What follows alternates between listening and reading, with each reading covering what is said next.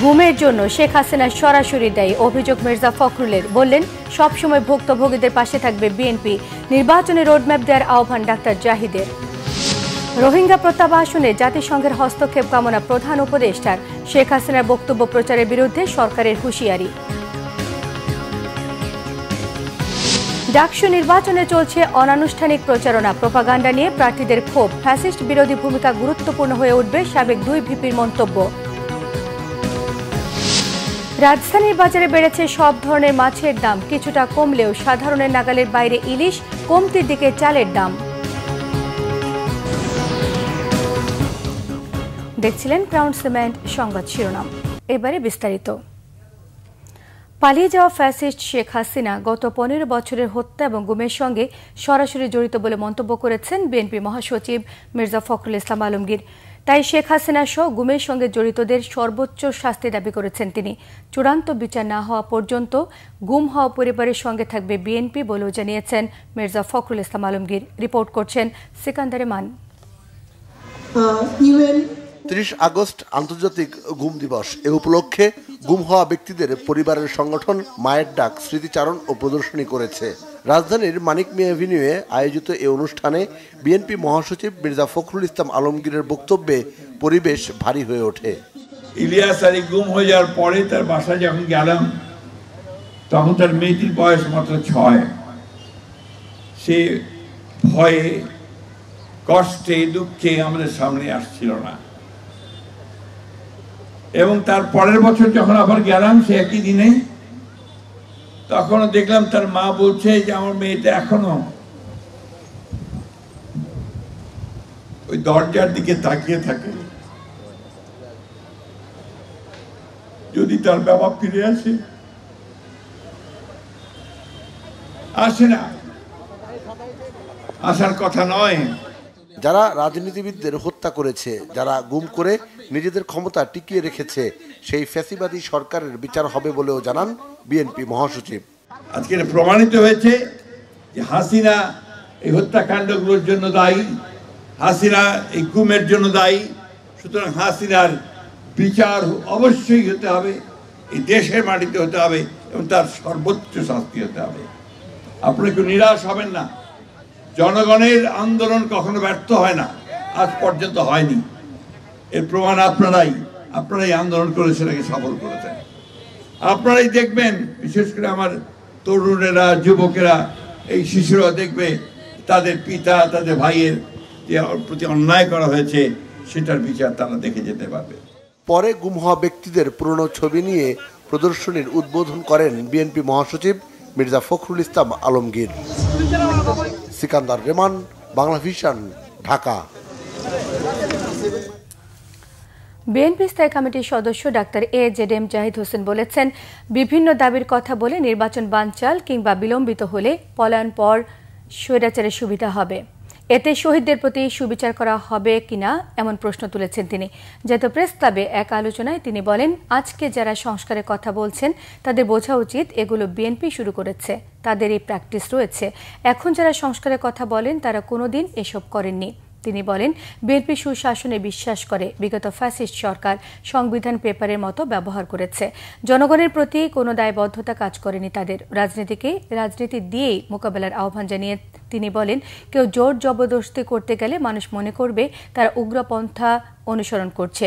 সরকারের প্রতিশ্রুতি অনুযায়ী অবিলম্বে নির্বাচন কমিশন নির্বাচনের রোডম্যাপ ঘোষণা করবে বলে প্রত্যাশা বিএনপির এই নেতার। আপনারা বলেন পিয়ার না হলে নির্বাচনে যাবেন। আপনি যে কথাটি বলেন এই কথাটির ইমপ্লিকেশন চিন্তা করেছেন? আজকে যদি নির্বাচন প্রলম্বিত হয়, নির্বাচন যদি বিলম্বিত হয়, লাভ কাদের? লাভ হচ্ছে পলায়নকৃত স্বৈরাচারের। কাজে আপনারা যারা আজকে বুঝে না বুঝে বিভিন্ন দাবি তুলে আজকে নির্বাচনকে পিছিয়ে দিতে চান, তারা কি প্রকারান্তরে স্বৈরাচারের পক্ষে কাজ করছেন কিনা সেইটি কি বিবেচনা করেছেন? বুঝার চেষ্টা করেন। ক্রীড়ানকের ভূমিকায় দয়া করে লাভ দিয়ে পড়বেন না। গণতন্ত্র প্রতিষ্ঠার আন্দোলনে যারা শহীদ হয়েছে তাদের প্রতি সুবিচার করব।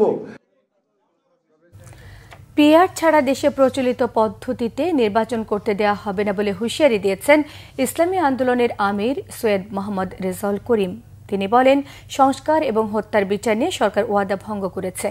শুক্রবার বিকেলে রাজধানীর শাহবাগে ইসলামী ছাত্র আন্দোলনের 34তম প্রতিষ্ঠা বার্ষিকী উপলক্ষে আয়োজিত সমাবেশে এসব কথা বলেন তিনি। বলেন, পিআর পদ্ধতিতে নির্বাচন বন্ধ করতে অনেক রাজনৈতিক দল খোঁড়া যুক্তি তুলে ধরছে।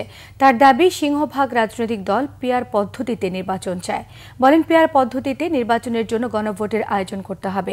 সমাবেশে ইসলামী আন্দোলনের সিনিয়র সহসভাপতি সৈয়দ মোহাম্মদ ফয়জুল করিম বলেছেন, মৌলবাদীদের এত বছর বিএনপি ব্যবহার করেছে, কিন্তু তাদের কোনো দাবি বাস্তবায়ন করেননি, যা মৌলবাদীরা জেনে যাওয়ায় বিএনপি নেতারা এখন বিরোধিতা করছেন।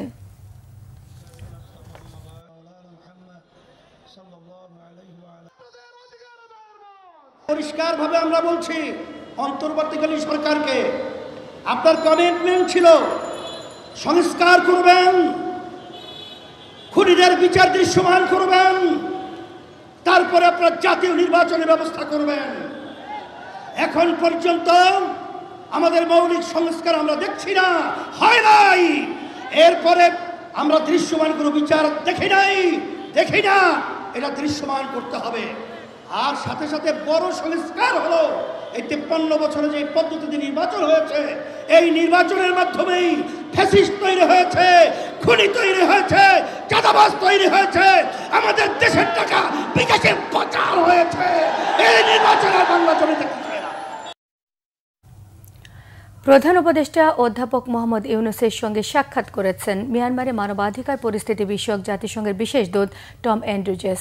বৃহস্পতিবার এই সাক্ষাতে আন্তর্জাতিক অঙ্গনে রোহিঙ্গা ইস্যুকে সর্বাগ্রে রাখার জন্য প্রধান উপদেষ্টার নেতৃত্বের প্রশংসা করেছেন তিনি। 30 সেপ্টেম্বর নিউ ইয়র্কের জাতিসংঘ সদর দপ্তরে হতে যাওয়া রোহিঙ্গা বিষয়ক জাতিসংঘের আন্তর্জাতিক সম্মেলন আয়োজনের প্রধান উপদেষ্টার সফল উদ্যোগের কথা উল্লেখ করেন অ্যান্ড্রুজেস। রোহিঙ্গা সংকট সমাধানে এই সম্মেলন পথ নির্দেশিকা হবে বলে প্রত্যাশা ডক্টর মোহাম্মদ ইউনূসের। বাংলাদেশে আশ্রয় নেয় রোহিঙ্গাদের জন্য পর্যাপ্ত তহবিলের প্রাপ্যতা নিশ্চিত করতে প্রচেষ্টা অব্যাহত রাখার আহ্বান জানিয়েছেন তিনি। 25 আগস্ট কক্সবাজারে রোহিঙ্গা ইস্যুতে স্টেক হোল্ডারদের সংলাপে অংশ নিতে অ্যান্ড্রুজেস বাংলাদেশে সফর করছেন। অনুষ্ঠানটি উদ্বোধন করবেন প্রধান উপদেষ্টা ডক্টর মোহাম্মদ ইউনূস। ফেব্রুয়ারিতে নির্বাচন হবে, নতুন সরকারের কোনো পদে থাকবে না বলে জানিয়েছেন প্রধান উপদেষ্টা ডক্টর মোহাম্মদ ইউনূস। যুক্তরাষ্ট্রের ইউটাহ ভিত্তিক সংবাদ মাধ্যম ডেজার্ট নিউজে প্রকাশিত নিবন্ধে প্রধান উপদেষ্টা ডক্টর মোহাম্মদ ইউনূস এসব কথা জানান। এতে গত বছর বাংলাদেশের গণ অভ্যুত্থান, অন্তর্বর্তী সরকার প্রধানের দায়িত্ব গ্রহণ, সংস্কার সহ বিভিন্ন বিষয় নিয়ে বিস্তারিত বলেছেন তিনি। গতকাল বৃহস্পতিবার নিবন্ধটি প্রকাশ করেছে সংবাদ মাধ্যমটি।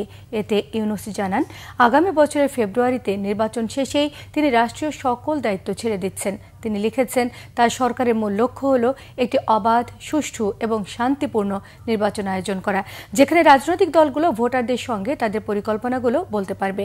সব বৈধ ভোটার যাতে তাদের ভোট দিতে পারেন, এর মধ্যে প্রবাসীরাও আছেন। এটি তার সরকারের জন্য একটি বড় কাজ, আর এই কাজ সম্পন্ন করতে দৃঢ় প্রতিজ্ঞ তারা।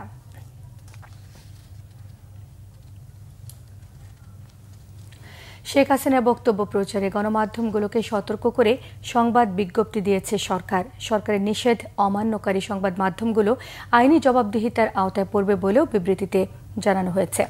অন্তর্বর্তীকালীন সরকারের দেয়া বিবৃতিতে জানানো হয়, বাংলাদেশ টেলিভিশন, সংবাদ এবং অনলাইন আউটলেটগুলোতে ফৌজদারি অপরাধে দণ্ডিত অপরাধী এবং গণহত্যা, মানবতা বিরোধী অপরাধে অভিযুক্ত পলাতক আসামি আওয়ামী লীগের নেত্রী শেখ হাসিনার অডিও সম্প্রচার এবং প্রচার 2009 সালের সন্ত্রাস বিরোধী আইনের গুরুতর লঙ্ঘন। এছাড়া গত বছরের ডিসেম্বরে আন্তর্জাতিক অপরাধ ট্রাইব্যুনাল নিষেধের কথাও মনে করিয়ে দেওয়া হয়েছে। এতে বিবৃতিতে জানানো হয়েছে, বৃহস্পতিবার কিছু গণমাধ্যম আইন এবং আদালতের নির্দেশ উপেক্ষা করে শেখ হাসিনার বক্তব্য প্রচার করেছে। এ ধরনের প্রচারকে অপরাধমূলক উল্লেখ করে জড়িত গণমাধ্যমের কর্মকর্তাদের সতর্ক করা হয়েছে। এই বিবৃতিতে শেখ হাসিনার বক্তব্য কেউ ভবিষ্যতে প্রকাশ করলে তাৎক্ষণিকভাবে আইনি ব্যবস্থা নেওয়ার কথা জানানো হয়েছে সরকারের পক্ষ থেকে। মঙ্গলবার থেকে শুরু হবে ঢাকা বিশ্ববিদ্যালয় কেন্দ্রীয় ছাত্র সংসদ ডাকসু নির্বাচনের প্রচারণা। সেদিন প্রার্থীদের চূড়ান্ত তালিকা প্রকাশ করবে নির্বাচন কমিশন। এদিকে নির্বাচনকে ঘিরে চাপা উত্তেজনা বিভিন্ন ছাত্র সংগঠন সমর্থিত প্যানেলের মধ্যে। অনলাইনে প্রোপাগান্ডা ছড়ানোর অভিযোগ রয়েছে। প্রশ্ন উঠছে প্রশাসনের নিরপেক্ষতা নিয়েও। রিপোর্ট করছে নাবিল জাহাঙ্গীর, ক্যামেরা ছিলেন জামাল উদ্দিন। শুক্রবার থেকে শুরু হয়েছে ঢাকা বিশ্ববিদ্যালয় কেন্দ্রীয় ছাত্র সংসদ ডাকসু নির্বাচনের প্রাথমিক প্রার্থী তালিকা থেকে বাদ পড়াদের আবেদন প্রক্রিয়া, যা চলবে শনিবার পর্যন্ত। আবেদন যাচাই বাছাই শেষে মঙ্গলবার চূড়ান্ত প্রার্থী তালিকা প্রকাশ করবে নির্বাচন কমিশন। ২৬ তারিখ যখন চূড়ান্ত তালিকা প্রকাশ হবে, তারপর থেকে সবাই নিজ নিজ পক্ষে নির্ভয়ে নির্দ্বিধায় সব জায়গায় সব ভোটারের কাছে সব প্রচার প্রচারণা চালাতে পারবে। প্রচার শুরুর আগেই নির্বাচনী আমেজ ক্যাম্পাসে। পাল্টাপাল্টি অভিযোগও রয়েছে বিভিন্ন প্যানেলের প্রার্থীদের। নির্বাচন নিয়ে আশাবাদী দল নিরপেক্ষ প্রার্থীরাও। আমি যেহেতু সর্বকনিষ্ঠ একজন ব্যাচের শিক্ষার্থী এবং মোটামুটি ক্যাম্পাসে এসেছি বেশি দিন হয় নাই, তারপরও আমি ক্যাম্পাসের বিভিন্ন দিক পর্যালোচনা করে দেখেছি, যা ঢাকা বিশ্ববিদ্যালয়কে আরও সামনের দিকে এগিয়ে নিয়ে যেতে আমি কাজ করতে চাই। ঢাকা বিশ্ববিদ্যালয় হচ্ছে আমার কাছে একটা পরিবারের মতো। এদিন ছাত্রদল সমর্থিত প্যানেলের ভিপি প্রার্থী জানান, তাদেরকে টার্গেট করে অপপ্রচার চালানো হচ্ছে। কেউ প্রপাগান্ডা করবে আর তার কোনো আইনি ব্যবস্থা নেবে না, সেখানে বিশ্ববিদ্যালয়ে নির্বাচনী পরিবেশ সৃষ্টি হওয়ার কোনো সুযোগ আমরা দেখতেছি না। আপনারাই সেগুলো বিচার বিশ্লেষণ করবেন, কারা 5 আগস্ট পরবর্তী সময়ে শ্রদ্ধা, স্নেহ, সহনশীলতা, সহমর্মিতাকে বৃদ্ধাঙ্গুলি দেখিয়ে বারবার কারা বিশ্ববিদ্যালয়ের মাটিতে সংঘর্ষ বাঁধানোর চেষ্টা করেছে। এদিকে ছাত্র শিবিরের প্যানেল থেকে বলা হচ্ছে, প্রশাসনের আচরণ একপাক্ষিক। ডাকসু নিয়ে আমরা আসলে শঙ্কিত, প্রশাসন খুবই একপাক্ষিক আচরণ করছে। নির্বাচন আচরণবিধিতে লেখা আছে কারো কালার প্রিন্টের পোস্টার প্রচারণা পোস্টার দেওয়া যাবে না। আপনি এখন ঘুরেন একটা নির্দিষ্ট প্রার্থী দেখবেন যে তিনি কমল মেডিয়েট বা বিভিন্ন নামে বিভিন্ন ক্যাম্পেইন করেছে, সেগুলোর পোস্টার এখনো সারা ক্যাম্পাস ঘুরছে। সেগুলো বিশ্ববিদ্যালয়ের কনসার্ন দিলেও নাকি এগুলো এখনো সরাবে না। নির্বাচনের পরিবেশ নিয়ে প্রশ্ন রয়েছে বাংলাদেশ গণতান্ত্রিক ছাত্র সংসদেরও।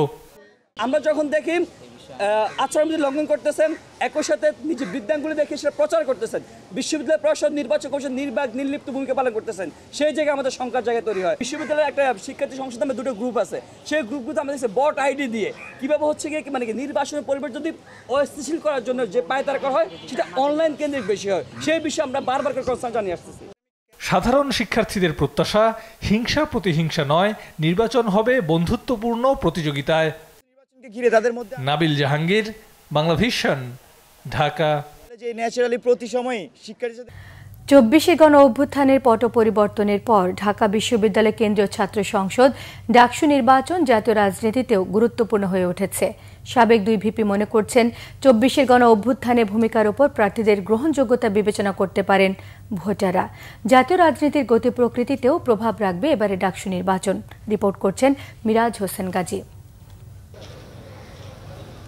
ঢাকা বিশ্ববিদ্যালয় কেন্দ্রীয় ছাত্র সংসদ ডাকসুর এবারের নির্বাচন অতীতের যে কোনো সময়ের চেয়ে ভিন্ন।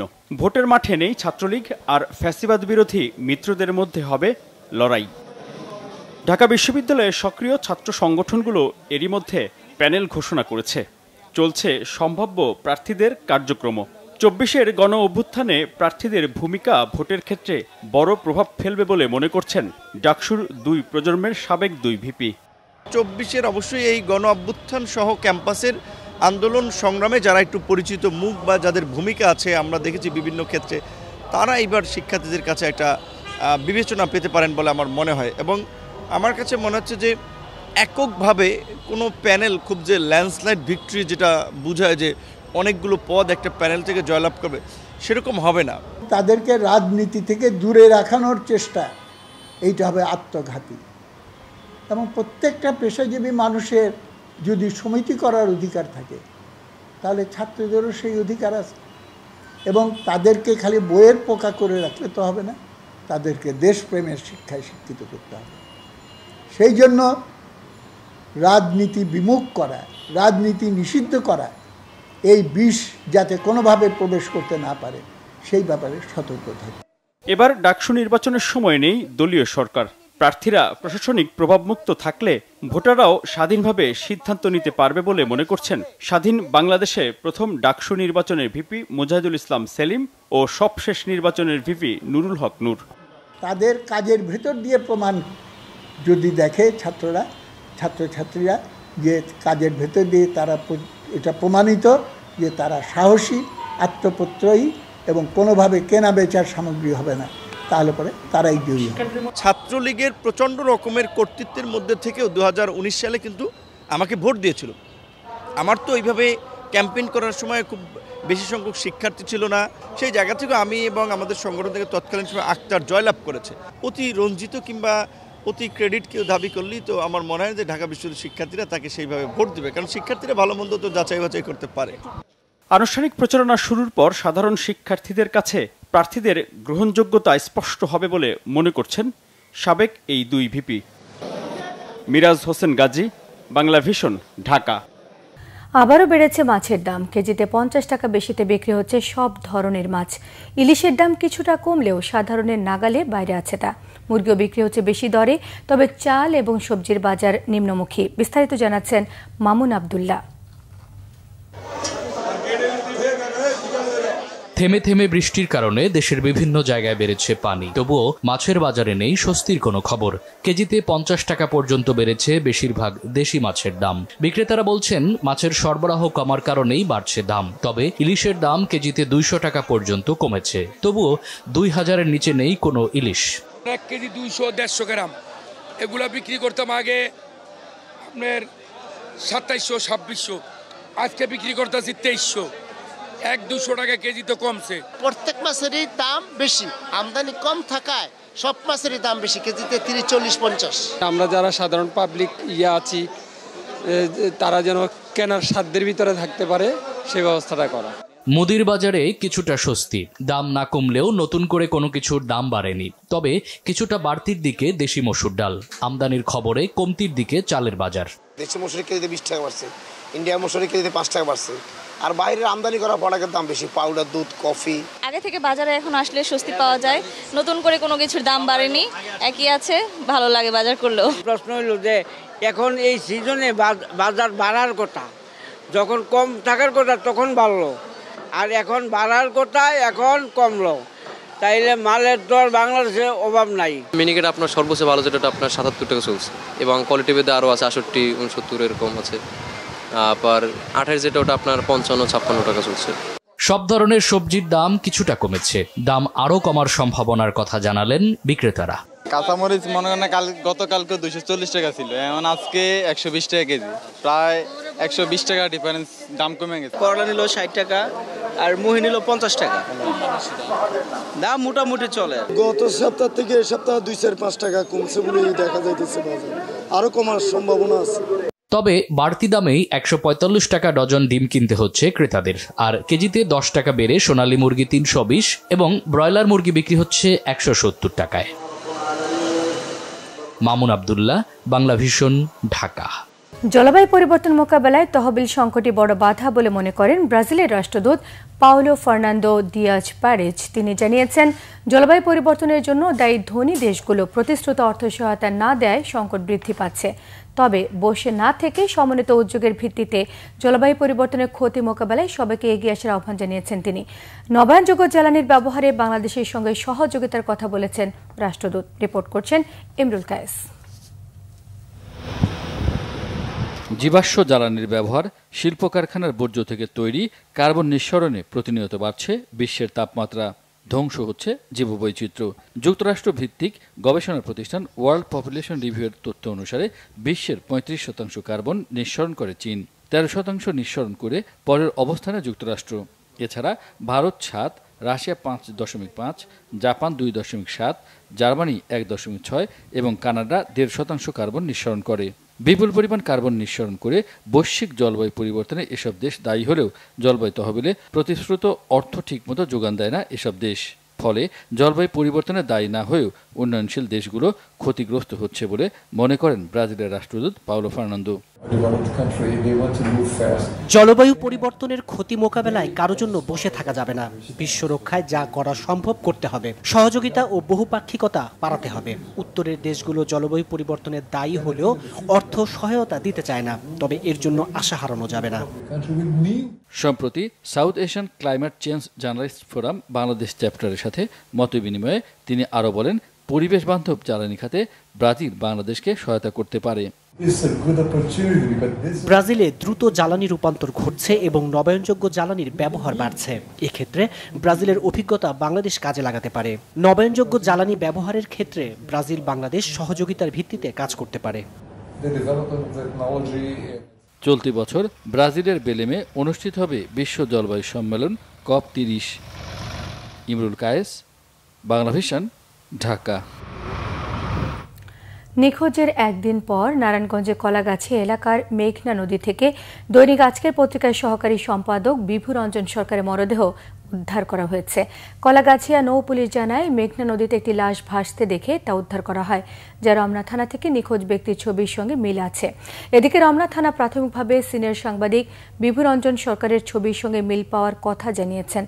পরিবার ঘটনাস্থলে গিয়ে শনাক্ত করলে পরবর্তী আইনি কার্যক্রম শুরু হবে বলে জানিয়েছে পুলিশ। বৃহস্পতিবার নিখোঁজ হলে রাজধানীর রমনা থানায় পরিবারের পক্ষ থেকে সাধারণ ডায়েরি করা হয়। কিশোরগঞ্জের বলাই ইউনিয়নে আধিপত্য বিস্তারকে কেন্দ্র করে যুবদলের দুই পক্ষের সংঘর্ষে এক যুবক নিহত হয়েছে। এ ঘটনায় আহত হন অন্তত ৩০ জন। সকাল থেকে বিকেল পর্যন্ত সদর উপজেলার বৌলাই পুরানবাজার এলাকায় দফায় দফায় সংঘর্ষ হয়। নিহত হিমেল সদর উপজেলার বৌলাই পুরানবাজার এলাকার বাসিন্দা। পুলিশ জানান, এলাকায় আধিপত্য বিস্তারকে কেন্দ্র করে বেশ কিছুদিন ধরে কিশোরগঞ্জ জেলা যুবদলের সিনিয়র যুগ্ম সাধারণ সম্পাদক সাজ্জাদ হোসেন এবং কিশোরগঞ্জ সদর উপজেলা যুবদলের যুগ্ম আহ্বায়ক এমদাদ হোসেনের সমর্থকদের মধ্যে কথা কাটাকাটি হচ্ছিল। এরই জেরে শুক্রবার সকাল থেকে তাদের মধ্যে আবারও কথা কাটাকাটি এবং পরে সংঘর্ষ এবং বাড়িঘরে আগুন ধরিয়ে দেওয়া হয়। এতে ঘটনাস্থলে নিহত হন একজন। উভয় পক্ষের আহত অন্তত ৩০ জনকে হাসপাতালে ভর্তি করা হয়েছে। বর্তমানে পরিস্থিতি স্বাভাবিক বলে জানিয়েছে পুলিশ। মিথ্যের কাছে মাথা নত না করে আগামীতে সাংবাদিকরা তাদের কাজ চালিয়ে যাবেন বলে আশা প্রকাশ করেছে জামায়াতে ইসলামের সেক্রেটারি জেনারেল মিয়া গোলাম পরওয়ার। সকালে বাংলাদেশ ক্রাইম রিপোর্টার্স অ্যাসোসিয়েশন ক্র্যাবের ৪২তম প্রতিষ্ঠা বার্ষিকী অনুষ্ঠানে এসব কথা বলেন তিনি। অনুষ্ঠানে উপস্থিত ছিলেন বিএনপি, জামায়াতে ইসলামী, এনসিপি সহ বিভিন্ন রাজনৈতিক এবং পেশাজীবী সংগঠনের নেতারা। শুভেচ্ছা জানান পুলিশ এবং ফায়ার সার্ভিস সহ বিভিন্ন প্রতিষ্ঠানের কর্মকর্তারাও। জামায়াতে ইসলামের সেক্রেটারি জেনারেল এবং সাবেক সংসদ সদস্য মিয়া গোলাম পরওয়ার জানান, বাংলাদেশের অপরাধের খবর গুরুত্ব সহকারে তুলে ধরেন ক্র্যাব সদস্যরা। আর্ম ফোর্সেস মেডিকেল কলেজের উদ্যোগে second national medi carnival cultural art and photography fest 2025 অনুষ্ঠিত হয়। তারুণ্যের জয়ধ্বনি 2025 প্রতিপাদ্য রেখে ঢাকা সেনানিবাসের কলেজ প্রাঙ্গণে 30টি মেডিকেল কলেজের 400-এরও বেশি শিক্ষার্থী এতে অংশ নেয়। জাঁকজমকপূর্ণ অনুষ্ঠানে দেশ বরেণ্য চিকিৎসকরা আমন্ত্রিত অতিথি হিসেবে উপস্থিত ছিলেন। এএফএমসি কার্নিভাল ক্লাবের আয়োজনে মেডি কার্নিভালে doctors dilemma quiz, medi spelling, anatomical drawing, medical diagnosis, detective doctor, write it right এবং পোস্টার উপস্থাপন প্রতিযোগিতা স্থান পায়।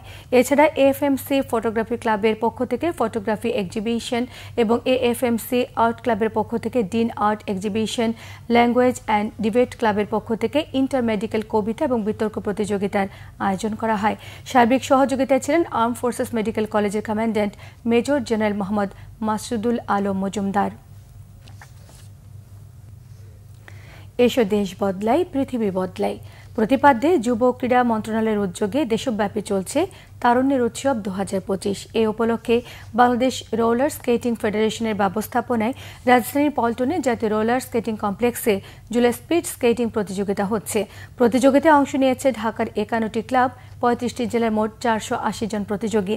এর উদ্বোধন করেন যুব ও ক্রীড়া মন্ত্রণালয়ের সচিব মোহাম্মদ মাহবুবুল আলম এবং বিশেষ অতিথি ছিলেন জাতীয় ক্রীড়া পরিষদ এনডিসি নির্বাহী পরিচালক মোহাম্মদ আমিনুল ইসলাম, জাতীয় ক্রীড়া পরিষদের পরিচালক উপসচিব মোহাম্মদ আমিনুল এহসান। অনুষ্ঠানে সভাপতিত্ব করেন রোলার স্কেটিং ফেডারেশনের সভাপতি ডক্টর মোহাম্মদ কামরুজ্জামান কায়সার। সংবাদ শেষ করব ক্রাউন সিমেন্ট শিরোনামগুলো আরও একবার জানিয়ে দিয়ে। গুমের জন্য শেখ হাসিনা সরাসরি দায়ী অভিযোগ মির্জা ফখরুলের, বললেন সব সময় ভুক্তভোগীদের পাশে থাকবে বিএনপি। নির্বাচনে রোডম্যাপ দেওয়ার আহ্বান ডাক্তার জাহিদের। রোহিঙ্গা প্রত্যাবাসনে জাতিসংঘের হস্তক্ষেপ কামনা প্রধান উপদেষ্টার। শেখ হাসিনার বক্তব্য প্রচারের বিরুদ্ধে সরকারের হুঁশিয়ারি। ডাকসু নির্বাচনে চলছে অনানুষ্ঠানিক প্রচারণা, প্রোপাগান্ডা নিয়ে প্রার্থীদের ক্ষোভ। ফ্যাসিস্ট বিরোধী ভূমিকা গুরুত্বপূর্ণ হয়ে উঠবে, সাবেক 2 ভিপির মন্তব্য। রাজধানীর বাজারে বেড়েছে সব ধরনের মাছের দাম, কিছুটা কমলেও সাধারণের নাগালের বাইরে ইলিশ, কমতির দিকে চালের দাম।